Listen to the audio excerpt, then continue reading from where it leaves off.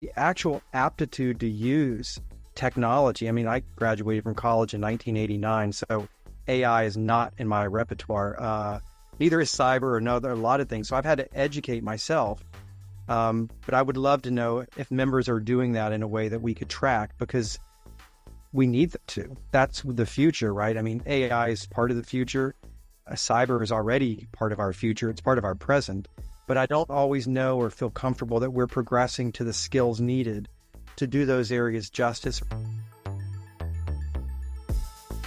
This episode is brought to you by Greenskies Analytics, an audit analytics service provider that works with internal audit departments that have data analysts and are still frustrated with trying to make analytics actually work, aren't getting the expected ROI, who can't break through the communication barrier between the analysts and the audit team, and those that need experienced direction for an audit analytics strategy and process. Those that feel like they've wasted time and money on trainings, aren't getting the value they want, not prioritizing the highest risk areas for the organizations, or have projects that seemingly never get completed. Do you deal with any of that? If you do, go to the show notes of this episode and click the Greenskies Analytics link, or go to greenskiesanalytics.com to schedule a call and understand how Greenskies Analytics makes analytics actually work for internal audit. Hey everybody, before we jump into the show, I just want to let you know that the Audit Analytics and AI Conference is September 25th and 26th this year. It's all virtual, so no matter where you are in the world, you can absolutely attend. Recordings are also available, so if you are 12 hours away and don't want to be up at 3, 4, 5 in the morning, you can purchase the recordings. This is the only conference that's strictly about analytics and AI for internal audit. So you're going to get your practitioners' use cases. This thing is practitioner-led, save for one speaker that we had this year, but everyone else is in your peer group, ranging from the largest internal audit data analytics teams in the world down to the individual contributor who spends, like, hey, I got 50% of my time I can dedicate towards analytics. Each speaker's mission is to show you how to actually do what they are talking about. So thought leadership is great, and there will certainly be some of that, but for the most part, that's great. We love the thought leadership. Show us how to actually do it. We are currently at 19 speakers and counting, so we're going to add a few more. And you can get up to 19 CPEs if you attend. Check out the link in the show notes, or you can search for Google the auditanalyticsconference.com and you can register there. Hello, everybody. Welcome to another episode of the Audit Podcast. I'm your host, Trent Russell, and today on the show we have Anthony Pugliese. Anthony is the president and CEO of the IIA, and he's been in that role for a few years now. So we wanted to have him on the show and basically understand, what do you want from the IIA? Like, what can IIA members expect from the IIA / you, Anthony, going forward? And so we can go through this whole vision statement, mission statement, all that kind of good stuff. But we just bluntly asked, what do you want from the IIA and what do you want it to be? Tying into that is Vision 2035. It's a project that's been underway kind of in the background, and understand what that is, the plans for the project, and any early insights that are emerging from that. That was pretty interesting. Really enjoyed that part of the conversation. And then I feel like the IIA should, and they do, support CAEs. So we talk about issues that CAEs are having and exactly how the IIA is supporting that. And of course, as of the timing of the recording, the IIA had the first of its new IPPF elements out for exposure relative to the topical requirement on cybersecurity. And this has probably been one of the hotter topics relative to the IIA and the internal audit profession. Are these topical requirements? Are they mandated? Do we have to do them? Why are they here in the first place? We've never done this. Why is it mandated versus guidance, for example? And so we definitely go into details around the topical requirements, the current with cybersecurity, and then the future, what the future is going to look like relative to those topical requirements. All right, here we go. What is in your internet browsing or your ChatGPT history of late? Yeah, well, as of late, it probably would be the same for both my browsing history and my ChatGPT. I try to get a sense when I travel, which is, frequently, and wonderful that I get to do that. I try to get a better feel for how the issues I speak about, like say cyber, ESG, AI, how it's playing out in a particular country. So the only way to do that is I search to understand, for example, what's the biggest issue in Tanzania, where we were a few months ago as a global board, and trying to understand how it equates to some of the data we have. So I'm always searching on what topics are going to be more interesting to the members when I arrive there. I mean, sometimes it's also just to get a handle on local customs and traditions and things that I just need to be cognizant of as an American traveling abroad. But sometimes it's also, what cool stuff am I going to find when I get to this location, which, in my case, with some of the travel we do, it's pretty amazing what's there. And I hate to go somewhere and then realize later I should have done A, B, C, and D instead of hanging out in my hotel room. So a lot about where I'm headed and what I'm going to be seeing. We've asked that question for a few months now, and something travel related is the number one answer for everyone. And right. Travel's exciting, right? I get for me anyway, I get excited on every trip, and I have to know where I'm going. Yeah. I like the planning part as far as, and we talked about this off air, but I like to see what's the history of this area, what's a cool thing that we might walk by and realize or not realize it had we not known. If it wasn't for this thing, right here, it changed the entire world or set this thing in motion. We might not have known it otherwise. But no, the actual planning of flying and hotels and booking that is my worst nightmare. So, all right. With that said, the big overall topic that we wanted to cover was kind of like the vision for the IIA and what that's going to look like. But from that also is the actual vision itself. And you can go to, hire a firm to come in and spend a week with, the entire team and craft this really nice vision. And that's great and wonderful and to put it on paper. But ultimately, for me, when we craft visions with folks relative to their audit analytics, it's about basically, what do you want? Like, hey, CAE, what do you actually want? And then why do you want that? And so, again, for not necessarily the exact vision itself, but Anthony, what do you want the IIA to be, and why do you want it to be that? Yeah, I think the answer may be deceptively simple, although in execution it becomes a lot more complex. But I think for any association, you have to step back and wonder, are we remaining relevant? Or are we just using the same kind of, processes and, I don't want to say bag of tricks, but the same bag of tricks over and over and over to try to achieve different results. So I always question our relevancy and trying to make sure we're doing everything we can to maintain that.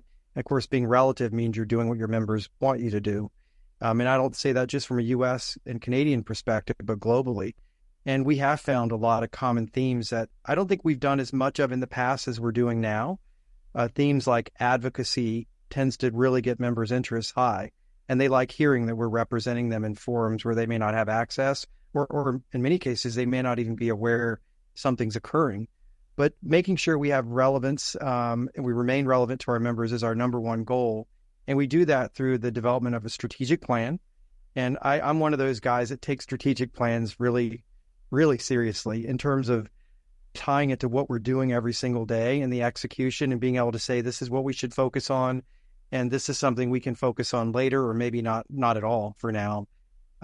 So ensuring IIA has a relevancy to its members, and then making sure our strategic plan reflects that.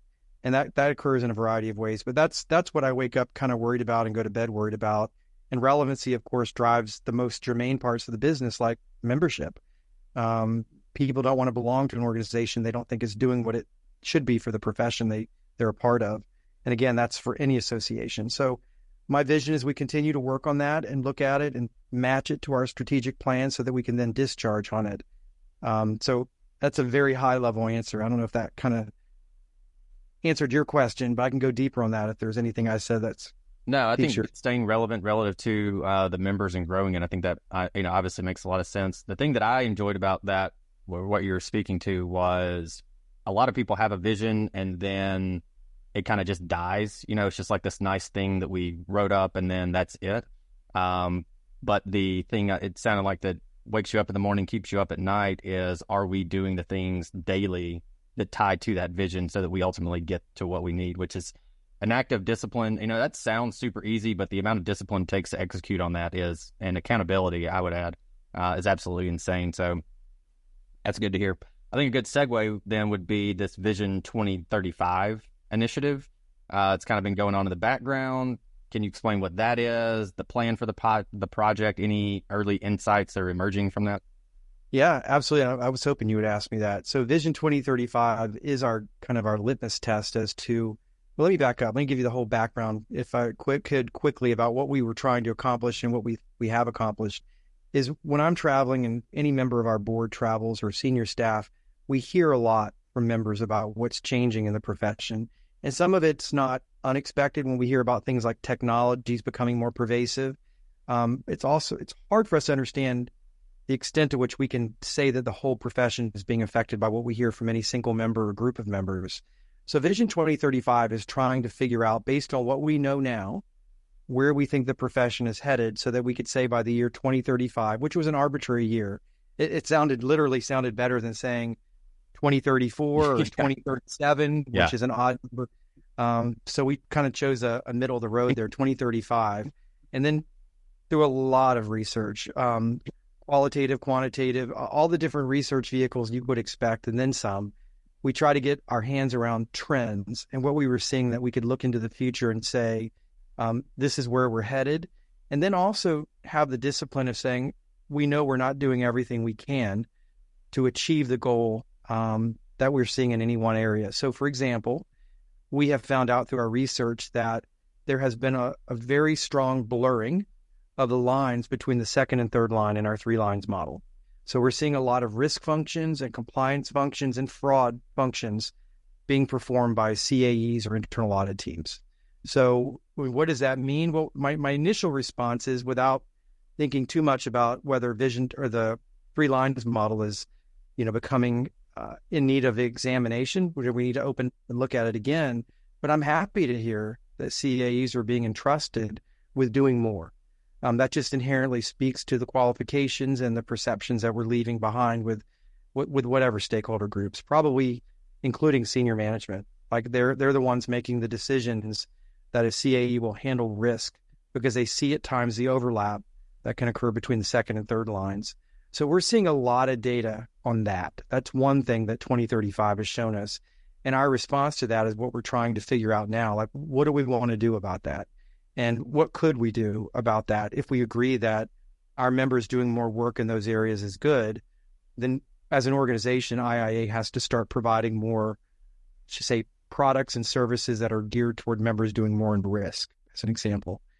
So that would lead us down a path of saying our strategic plan needs to be modified to incorporate that we want to be doing more for our members in the area of risk. Another trend that we've seen is around concern with human capital and how we're going to staff the internal audit function. And that is really one that came in loud and clear around the world. And all these trends did, but this one was exceptionally strong about where do we find people. And I think some of that stems from the fact that there is a current shortfall in accounting graduates, and 80% of our membership globally, 75 to 80%, come from an accounting background, an accounting degree. They may not be chartered accountants or CPAs, but they have an accounting background.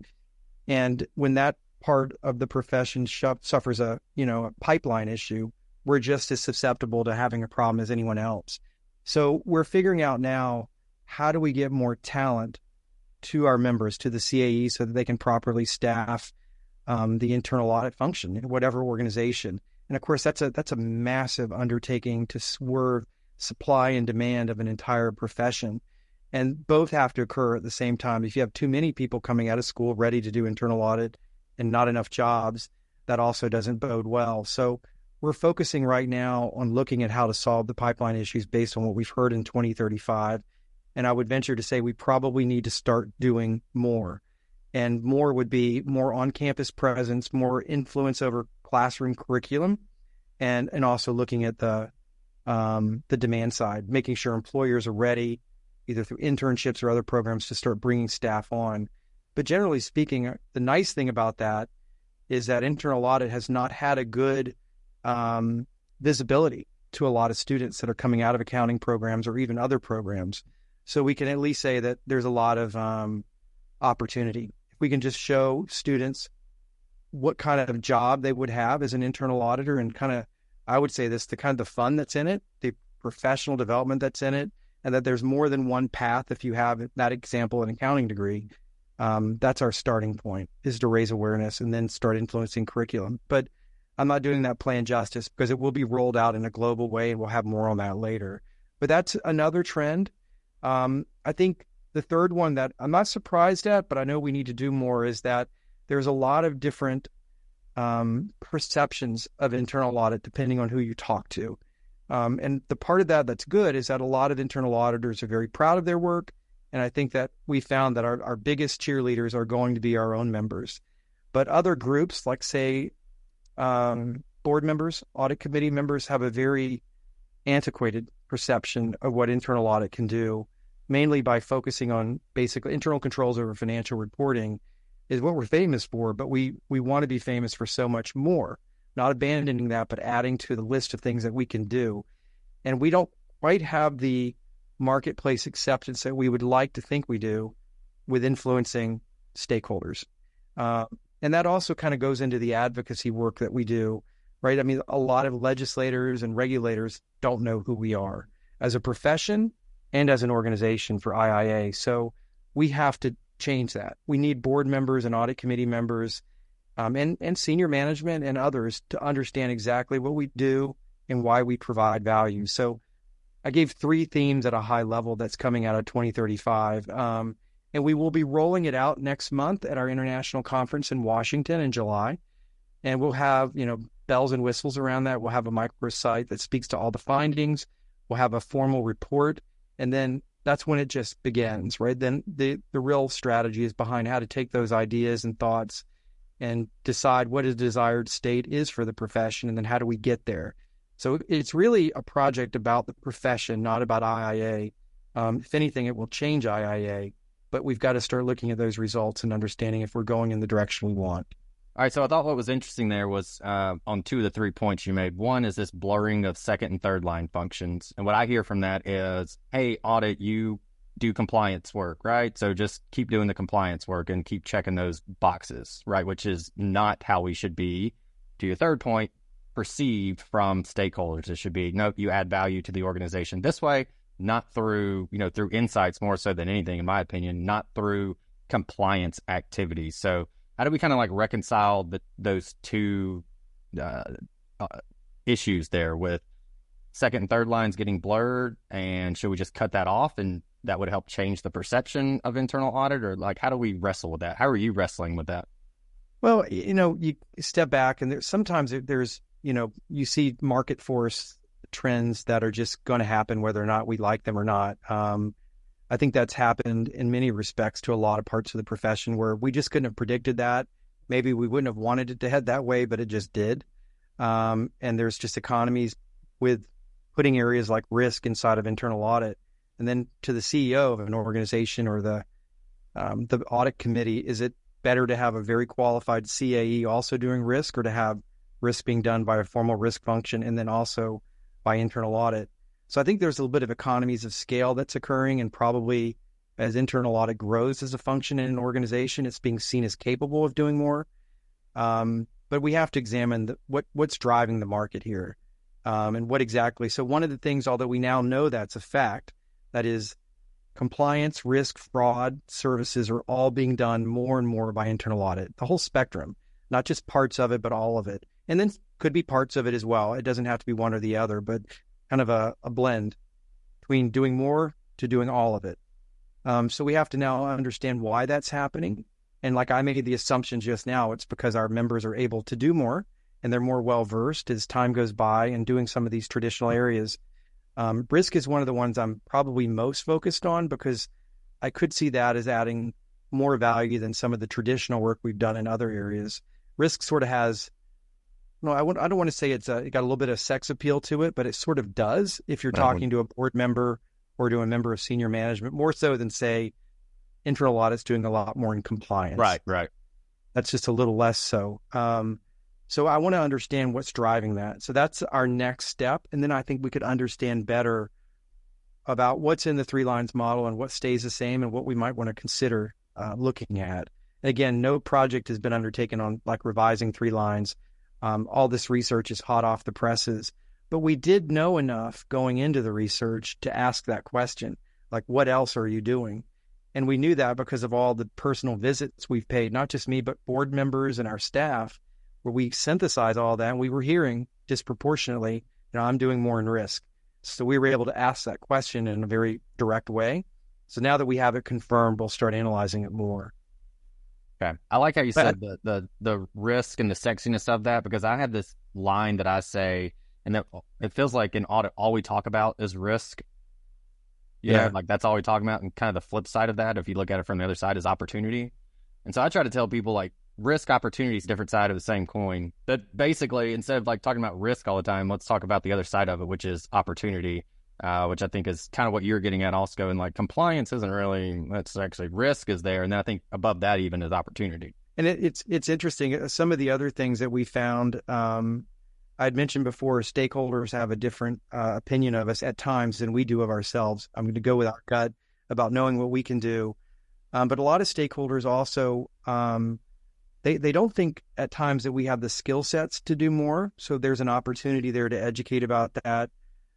There's a perception that we don't do things that are aligned as a profession that are aligned to an organization's strategic plan. So stakeholders said they would find our work more valuable if we did things that were aligned to support an organization's strategic plan / direction. And there's a number of ways that can be accomplished, but that was just kind of a generic statement to tell us maybe there's some marketplace acceptance of us doing more if it does something to support an organization's strategic plan. And probably a lot of the services we do now do, but that's an opportunity. So helping our members understand how to move up the value chain, so to speak. I think that's typically, you all probably have the data on it anecdotally, just from doing the podcast and talking to CAEs and auditors. That's where I feel like the biggest opportunity is. There's still so many people, it seems like, that don't look at supporting the strategic objectives of the organization. And it's just, we haven't done payroll in 3 years, so let's go look at payroll again. I go, why are you looking at payroll? Well, we just haven't done it in a long time. And it goes, I thought that was, like, I thought we were past that, but it still, it seems, again, anecdotally, pretty prevalent. It's interesting. A lot of it. So at IIA, we have an internal audit function, and I've asked them to actually look at things that, in the back of my head, I can be concerned about. I hope that's going well, because if it's not, then we're not going to achieve this part of our strategic plan. And, teams are very optimistic. They're very eager to get things done. And at times it takes a fresh set of eyes to understand where we may be tripping over ourselves. So we ask our internal audit function to look at how's our global operating model working? How's our North American operating model working? And are we making the steps to get to a different model or outcome? And it's surprising how they come back with such incredible data. And every time I have one of those meetings, I can't wait to hear it, because it's probably something I should be worried about or concerned about or capitalizing on if it's a strength that we're not using as much as we could. But it's as easy as that. Pivot into having internal audit support the strategic plan. Is just asking a CEO or senior level of management or a board, what are you worried about that we do that may not be in line with achieving our goals? There's some lower level things you can do to kind of start supporting a strategic plan than, jumping in and having to learn a whole new service or a whole new approach. Right. Okay. This got me thinking, as you're talking about just the amount of data that you all consume, take in, and that's presented to you. And it seems like a lot of it is probably through some kind of feedback mechanism. So it's not just choose yes or no when you go, oh, okay, yeah. So if you had a dashboard, what would be the one thing that you would want on that dashboard that you would check, maybe daily, maybe weekly? The timing might be different depending on what that thing is, but there's one thing and you go, I just want to see this one thing, and I know if we're good with this one thing that I'm good to go. What would that be? If it could be as abstract as I wanted it to Whatever be, you want. It would be, if internal auditors are here with technology understanding, how are we moving to get them up here with a technology understanding? And that's across a spectrum of topics. We now just say digital disruption, right? To kind of capture all the technologies that are out there that are affecting what internal auditors do. But just like with other professions, like I'd say the public accounting profession or legal profession, that the actual aptitude to use technology. I mean, I graduated from college in 1989, so AI is not in my repertoire. neither is cyber or a lot of things. So I've had to educate myself. But I would love to know if members are doing that in a way that we could track, because we need them to. That's the future, right? I mean, AI is part of the future. Cyber is already part of our future. It's part of our present. But I don't always know or feel comfortable that we're progressing to the skills needed to do those areas justice, or to continue to build our kind of our baseline skills in IT, especially for those that are, a little bit older and didn't have a lot of this training in college formally. So I'd love to have a report, even if it showed tiny little increases about where our members were with their understanding, their skill sets, their baselines in IT. Okay. I like it. As a tech person, I really like it. All right. I feel like if we didn't talk about topical requirements, then I would probably get a bunch of angry letters and LinkedIn messages from people. So topical requirement, first one is on cybersecurity.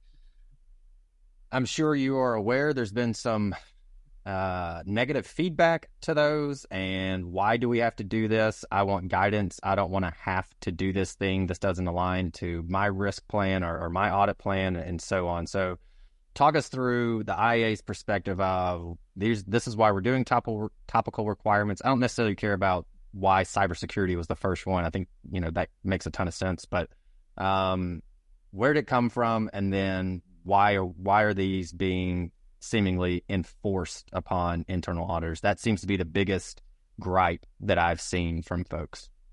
Yeah. And, I've seen some of that on social media. It's probably important to note that the vast majority of the respondents that have replied to our topical requirements on cyber were positive. And they were far more just editorial, like, do this, do that. Here's an edit. You made a mistake here. This is good. So the vast majority has been very positive, because it came from a request from members, not one member or two, but a lot of members when we did our original surveying work on what needed to be changed in the IPPF, just overall. And the request was that there be more specific guidance around certain topical areas so that the members could do more. And so as we examined that, we realized that a lot of our members were turning to other sources to do the work that they were doing in areas like cyber. And, what could we do to remain relevant and also to achieve a certain amount of minimum levels of performance around the world of very critical topics like cyber, or ESG. That's not as big a deal here in the U.S. It's actually kind of a polarizing topic now in the U.S. versus Europe and the rest of the world. But the request was, give us more specificity about the minimum things to do. And I don't mean like an audit checklist like we would have for cash or something like that. It was really more detail, more insight on what to do.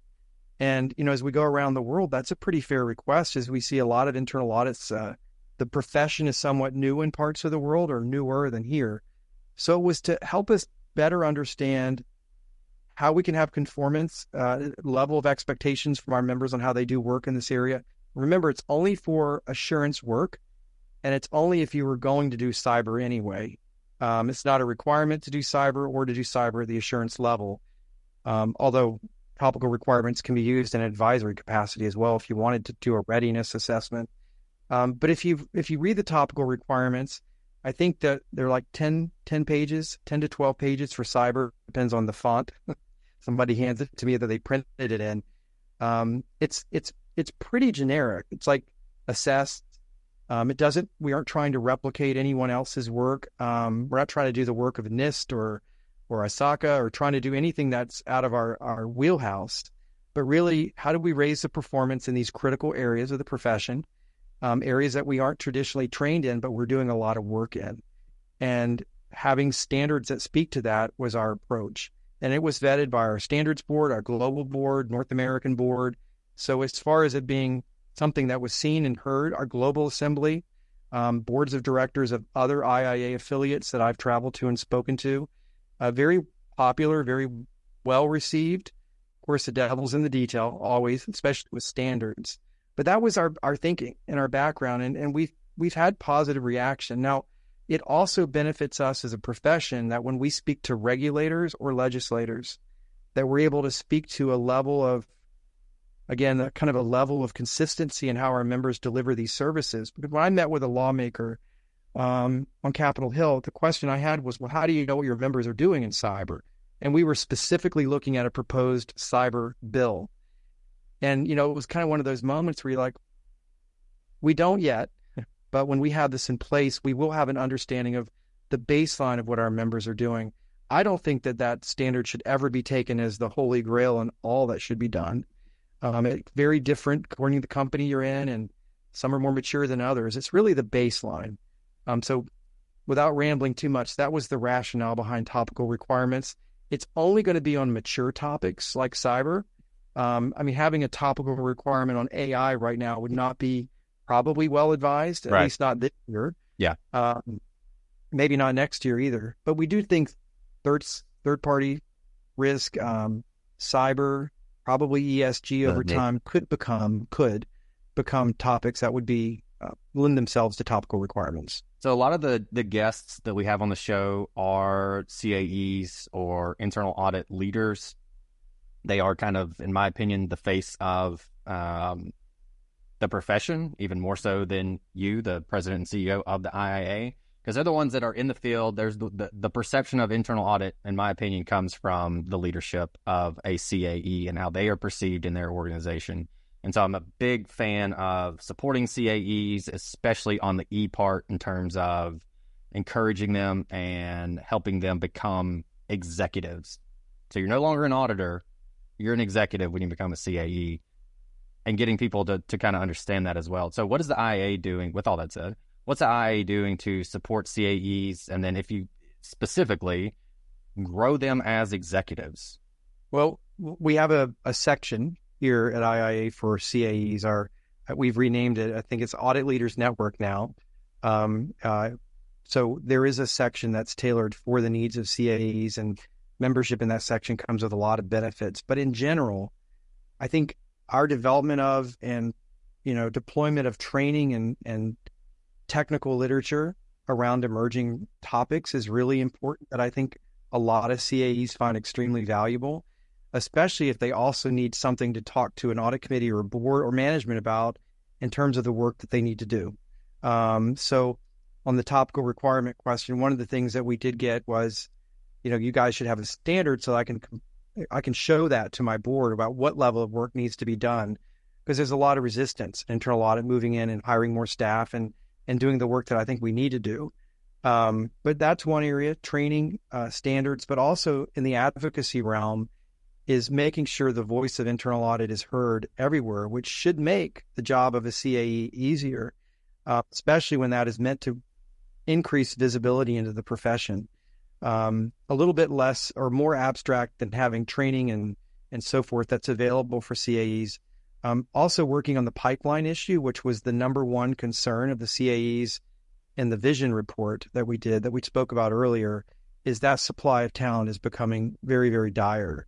So us beginning to move into that direction and start supporting our members by helping the pipeline is another area. Got it. Yeah, we ask, again, anecdotally, but we ask CAEs the number one issue you're dealing with or the number one issue you discuss with your peers. And it's been hiring and retention for, I don't know, the better part of a year and a half, probably even further than that. But so I'm sure they all appreciate that. Well, as much as we appreciate also you coming on, sharing your thoughts, I know there's a lot out there. You're obviously publicly available in the sense of content that you guys put out and you being on social media and things of that nature. But I know especially with topical requirements was something that people really wanted to hear, your voice on. So we appreciate that. With that said, what do you want to leave the audience with? I would leave the audience with a request to check out the Vision 2035 work that we've done. I mean, a lot of it will be a call to action, for members in terms of their own skill set enhancement, making sure that they're up to speed on that and always analyzing that, but also in other areas to be advocates for the profession. So I won't get into all the recommendations that'll be in that project, but I would really ask our members, around the world, whoever's tuning into this, to take a look at it and tell us what you think. It's statistically accurate, but we'd love to know thoughts on the directions that we've looked at, because we're in the process now of trying to figure out what to do with all that research and make it actionable. So hearing from our members is key.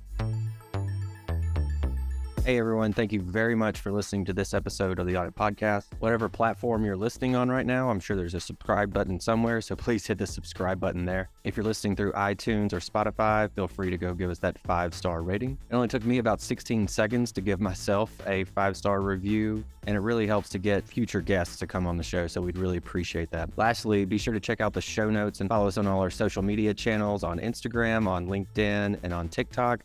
Also, if interested, please sign up for our weekly newsletter from the Audit Podcast. Thank you all. Have a great one.